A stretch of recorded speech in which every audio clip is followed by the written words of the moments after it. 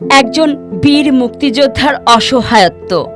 হাবিবুর রহমান তালুকদার খোকা বীর প্রতীক খেতাবপ্রাপ্ত একজন বীর মুক্তিযোদ্ধা, যিনি সবার কাছে খোকা ভাই নামেই সমধিক পরিচিত। গণমানুষের নেতা বলতে যা বোঝায় তার সবটুকুই তিনি ধারণ করেন। আমার অত্যন্ত শ্রদ্ধা ও ভালোবাসার নিরহংকারী সদালাপী ও বন্ধুবৎসল এই মানুষটি প্রায় ১.৫ বছর ধরে গুরুতর অসুস্থ অবস্থায় অর্থাভাবে ধুকে ধুকে মানবেতর দিন কাটাচ্ছেন। মুক্তিযুদ্ধের বিরচিত ভূমিকার জন্য খেতাবপ্রাপ্ত হলেও জীবন যুদ্ধের একজন পরাজিত সৈনিক। মানুষের কল্যাণে নিবেদিত প্রাণ মানুষটি নিজের জন্য কখনো ভাবেননি। জীবন সায়ান্নে এসে তিনি হাড়ে হাড়ে টের পাচ্ছেন অর্থ না থাকলে বাস্তবতা কতটা কঠিন। তৃতীয়বারের মতো ম্যাসিভ হার্ট অ্যাটাকে তার রাজনৈতিক ক্যারিয়ার অস্তমিত।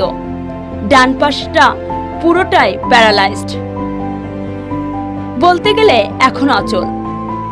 একা চলতে পারেন না, বিছানা আর হুইলচেয়ার তার নিত্য সঙ্গী।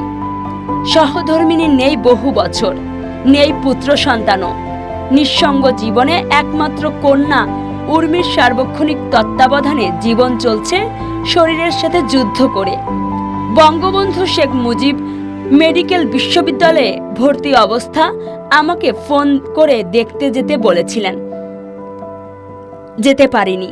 সেই অপরাধ বোধ থেকে বঙ্গবীরের পিএস সুলেখক ফরিদ আহমেদের কাছ থেকে ঠিকানা নিয়ে আজ রাতে টাঙ্গাইলের আদালতপাড়ার ভাড়াটিয়া বাসায় তাকে দেখতে গিয়েছিলাম। আমাকে তিনি অত্যন্ত স্নেহ করেন, ভালোবাসেন। আমাকে দেখা মাত্র তিনি আবেগতাড়িত হয়ে পড়েন বা হাত বাড়িয়ে আমাকে জড়িয়ে ধরেন। নিজেকে কোনো রকমে সামলে যথারীতি আমার এবং পরিবারের খোঁজ খবর নিলেন।